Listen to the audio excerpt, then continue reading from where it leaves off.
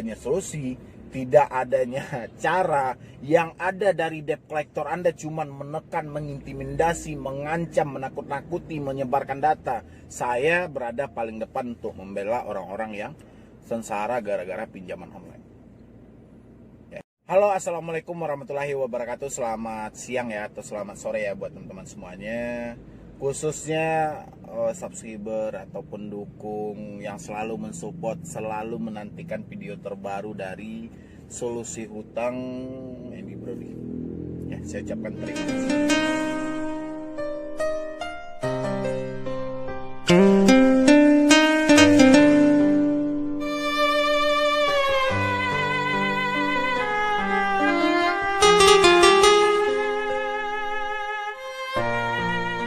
Jadi kali ini yaitu ketika MediPro nih saya diteror sama debt collector pinjol, saya melalui email, melalui Instagram, melalui nomor tim pinjaman online. Dan ini yang mau saya bahas hari ini buat teman-teman semuanya. Yang belum support channel ini silahkan disupport dulu. Semoga channel ini makin berkembang lagi dan saya makin semangat lagi memberikan solusi dan motivasi buat Anda semuanya. Pastinya saya akan memperjuangkan Anda sampai hukum tentang perbankan ini, khususnya pinjaman online, sampai jelas di Indonesia ini, tidak abu-abu seperti ini ya. Oke, gini. Jadi tadi itu saya membaca ada beberapa email yang masuk. Tapi emailnya nggak saya munculin ya, soalnya takut tersinggung pula nanti, nggak ada masalah.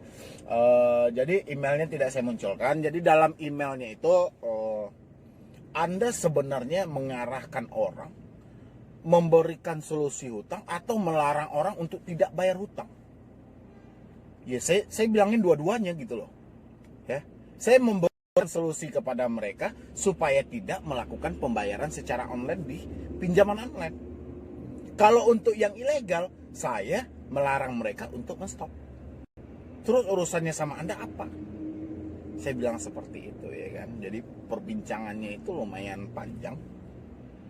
Dan sampai akhirnya saya jelasin, kalau memang Anda tidak terima dengan cara saya, itu hak Anda ya. Tapi saya akan terus melarang orang-orang yang meminjam di aplikasi ilegal untuk tidak membayar secara online. Ya, kapan perlu semua pinjaman online yang ada di Indonesia itu semuanya di offline kan. Karena sampai detik ini manfaatnya tidak ada.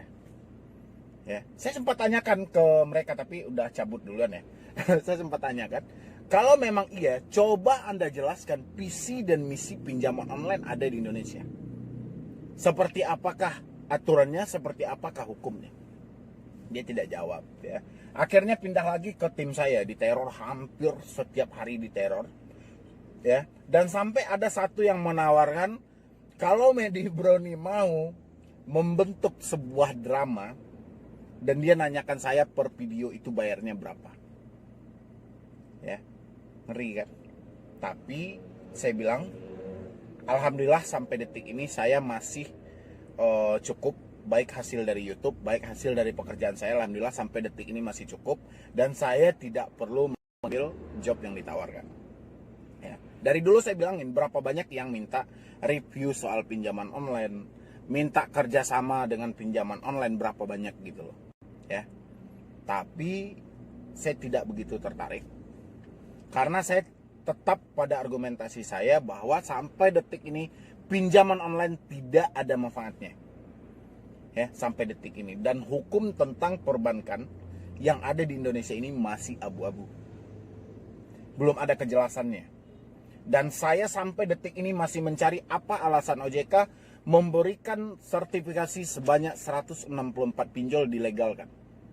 Sampai detik ini saya belum tahu. Karena saya pertanyakan, dari 129.000 subscriber saya itu menyatakan tidak ada manfaatnya dari pinjaman online ya, dan nyaris semuanya tersiksa, sengsara, habis-habisan gitu ya. Makanya saya nggak ada masalah Anda teror saya setiap hari, nggak ada masalah, saya siap. Anda mau jumpain saya ke Sumatera Barat, di Padang pun juga nggak ada masalah, nanti kita berargumentasi langsung juga nggak ada masalah gitu. Ya, yang penting saya akan terus membela orang-orang yang Anda niaya, orang-orang yang Anda intimidasi, orang-orang yang Anda peras gitu. Ya.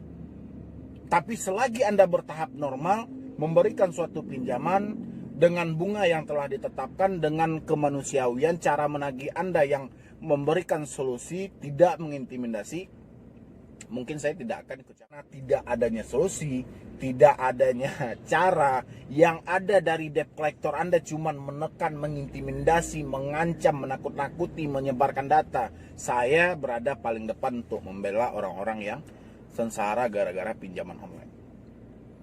Ya. Jadi nggak ada masalah. Anda mau teror saya email, Instagram, terbuka gitu loh. Nomor saya sendiri pun ada di YouTube. Ada di YouTube, silahkan gitu loh, ya. Oh, misalnya Anda pengen misalnya Anda berada di Sumatera Barat, boleh gitu loh. Kita argumentasi gitu loh. Di situ saya pengen bertanya gitu loh. Manfaatnya dari pinjaman online ini, kenapa harus sistem Anda untuk mengancam? Kenapa harus mencuri data? Kenapa harus mengintimidasi? Kenapa harus menyebarkan data orang-orang? Banyak pertanyaan yang akan saya lontarkan kalau Anda ada di hadapan saya gitu. Ya.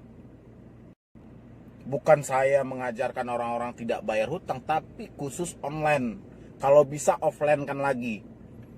Karena nggak ada manfaatnya, justru jebakan gitu loh. Orang sudah bayar, Anda bilang tidak bayar. Orang sudah melakukan transfer, dibilang dana tidak masuk. Diminta orang buat pelunasan, dan akhirnya ditagih lagi. Ini nggak akan berakhir loh. Ya, makanya di offline kan. Apalagi debt collector sampah yang selalu menekan melalui handphone, menakut-nakuti, menyebarkan data, memfitnah, mengatakan orang maling, penipu, orang mau dipenjara, mau diperdata. Silahkan mereka hadir. Ya, coba datangi debetur itu. Coba Anda proses, buktikan ucapan Anda itu benar atau tidak. Ya, makanya solusi hutang selalu ada sampai detik ini buat membela orang-orang itu. Ya. Jadi saya nggak ada masalah Anda meneror saya dan tim saya, itu nggak ada masalah.